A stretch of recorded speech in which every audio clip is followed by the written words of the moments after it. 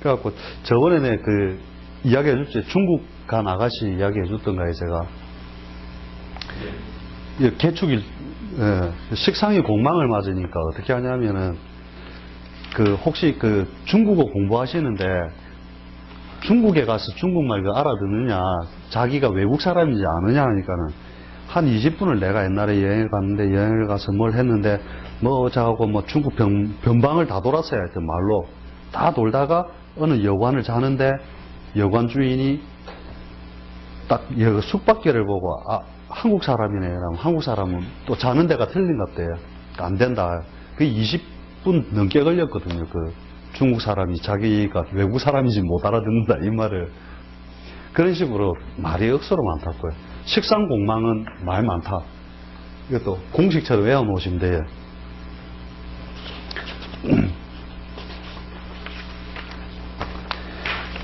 자, 이제 그런 걸 응용해서 이제 뭐냐면은,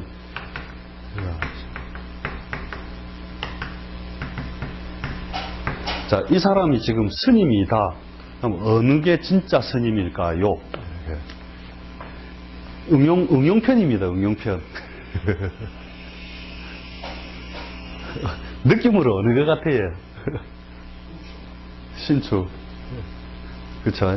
둘 다 외부적으로 봤을 때는 편인을 깔고 있잖아요. 그죠? 그래서 공부를 하는 모양은 되는데, 미중에 들은 건 정을 기가 들었고, 축중에는 개, 신, 기가 들었죠.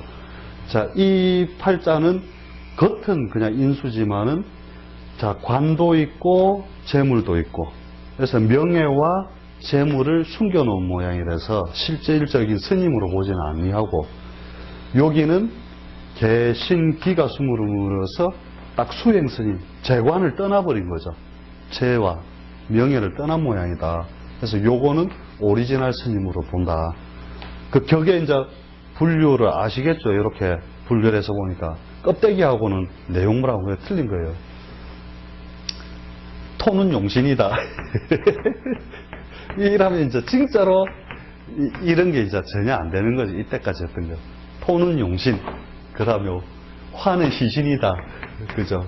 화는 당연히 희신이 되고. 그러니까 이렇게 하니까 결국은 풀이도 못하고 하여튼 용신만 찾다가 용신에 잘 맞아 떨어지면 잘 맞고 용신 안 맞으면 한 틀리고 그래 하는 거라는 거죠. 그 다음에 또 응용편 2 갑자 신미 이 여자지. 자, 이 사람의 처는 뭐냐? 자, 차늘에 있으니 명예를 쓰는 사람이고, 명예 중심 교수직 이라든지 명예를 중시하는 분야의 남편이다. 천간에 있으니까, 그죠? 그러면서 장생지를 봤으니, 한때 번영도 했다가 한때 쇠퇴도 한다. 그냥 이렇게만 읽으면 되는 거예요.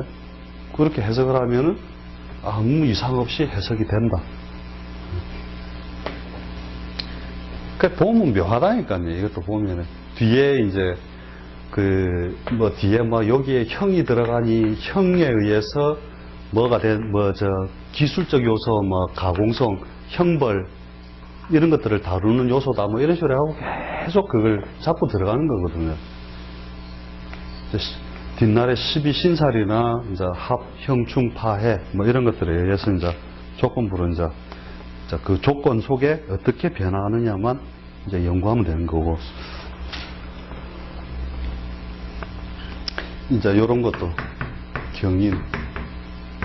경인의 갑자.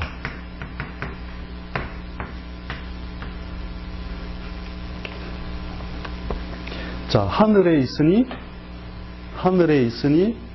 그죠? 명예를 쓰는 사람인데, 한 가지는 좀 허결한 모양이죠. 편관이니까, 이게 여자가 치고, 그죠?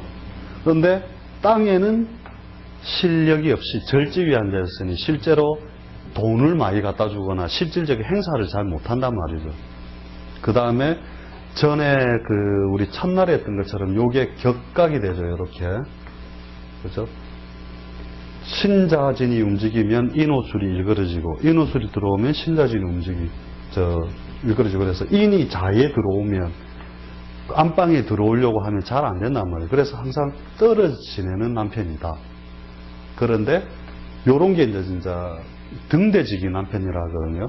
자, 멀리 떨어져서 별로 돈도 안 되면서 월급은 받아가는데 국가공직에 별은 떡 달고 있으면서 별로 봉고도 안 하고 막 멀리 떨어져서 왔다 갔다 하는 남편. 노는 날 한 번씩 오고 이런 거 해야 된다는 거죠. 이제 그런 구분은 조금씩 되는 것 같죠? 관이 세력 없는 자리에 앉아 있으니, 천간에 있으니 명예는 쓰는데 실력은 없다. 그죠? 근데, 정말 맞을까? 이런 표정 같은데, 한번 봐도. 예.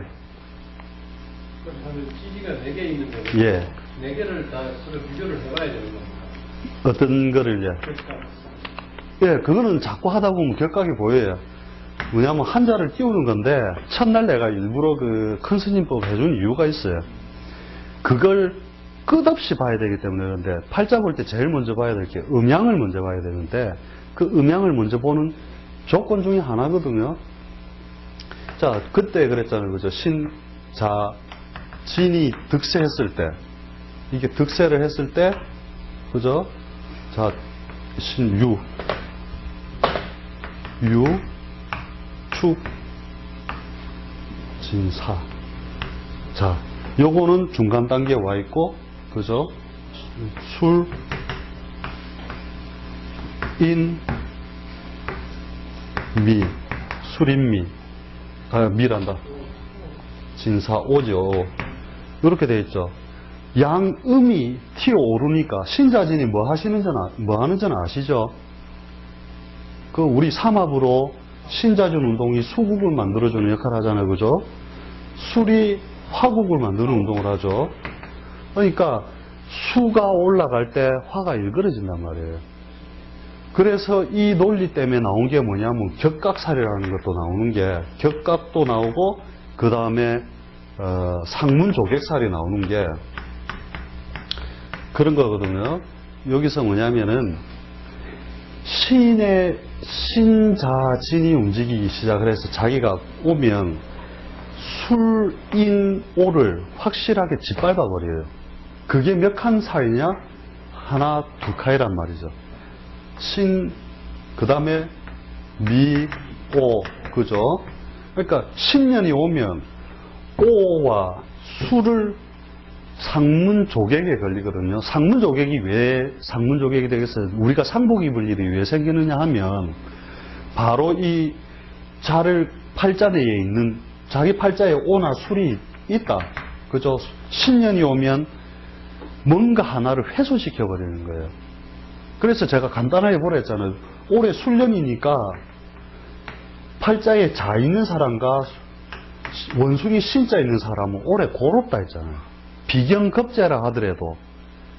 그죠? 그걸, 정말 간단하게 보는 하나의 논리이기도 한데, 이런 식의 논리가 그냥 우리 책 보고, 두자 뒤에 상문살, 두자 뒤에 조객살, 이렇게 딱 애우고 있으면, 애울 때는 그냥 금방 헤어져요. 그런데 이런 비밀이 있다는 건 모른단 말이에요.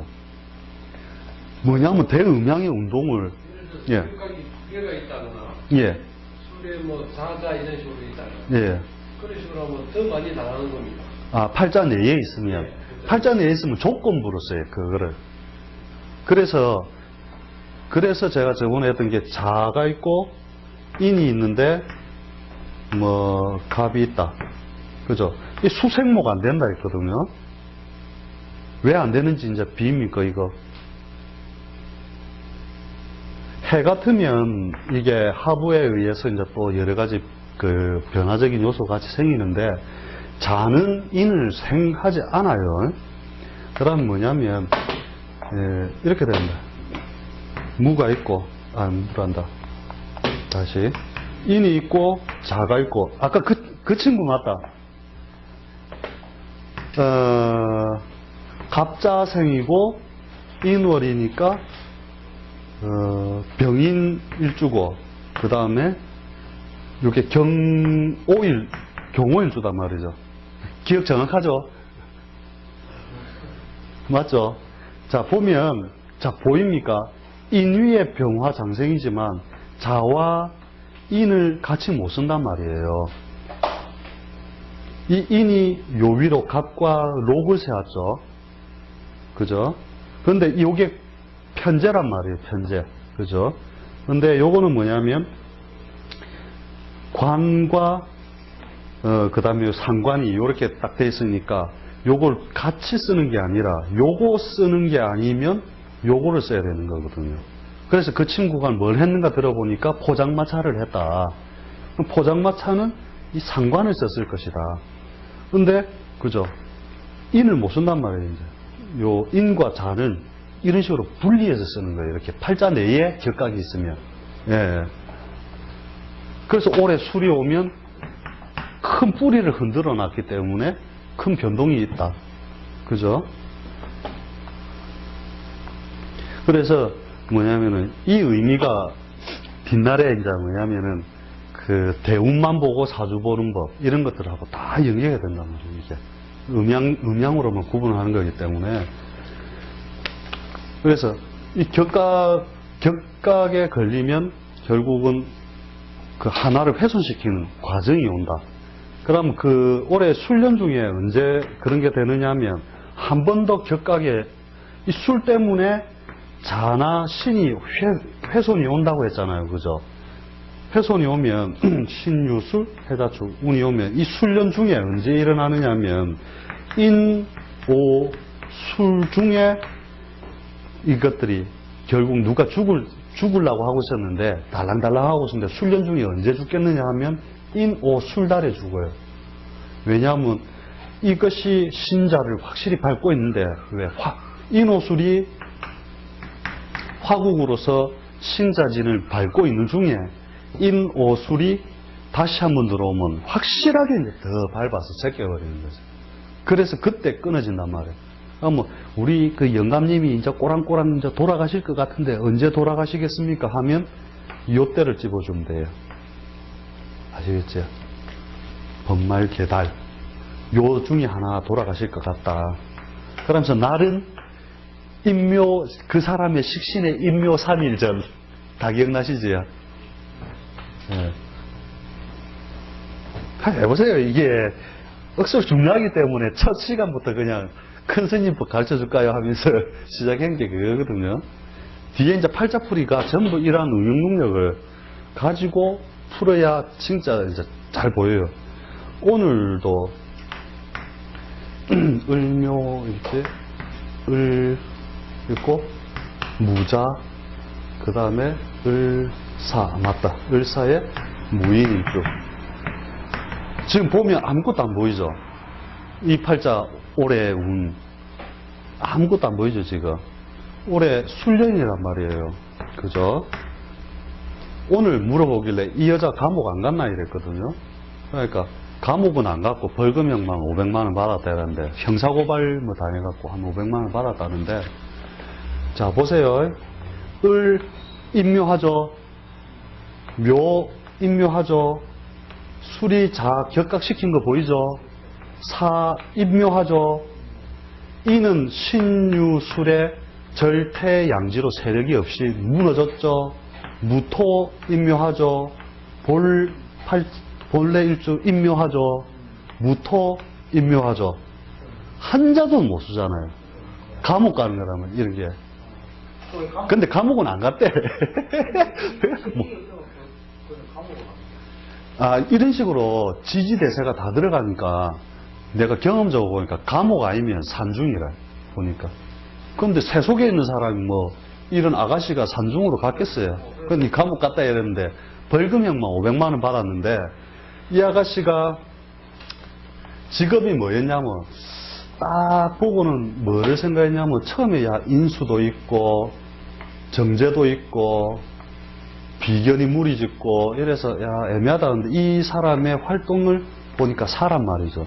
식신, 그죠? 이 여자의 밥그릇은 상관, 이게 상관이 되죠. 상관인데 이게 뭘 하겠노 해서 연에서 보니까 역마에 들어갔더라고요. 역마살. 12신사를 알 거지만 밥그릇이 역마살에 관련되었다는 것은 하고 물으니까 항공 여행사에 있었다더라고요. 여행사에 10년 근무하다가 이제 올해 무슨 사고를 쳤는가 봐요, 자기가. 그래갖고 그때 있던 근무하던 사장이 형사고발해가지고, 예, 그 걸려가지고 이제 결국은 올해 판결을 딱 받으면서 500만원 벌금 그래가지고 있었다는데 대충 뭐 꼭 그런 과정을 몰라도 인자는 12운성이 어떻게 쓰이는지 격각이 어떻게 쓰이는지 좀 보이죠. 뒤에 보면 딱딱 걸리는 것들이 많아요. 그래서 한번 주변에 확인 한번 해보시라니까요. 올해 술년에 팔자에 신이나 자가 있는 사람들 상당히 골 아프다. 변동 많다. 신 있습니까?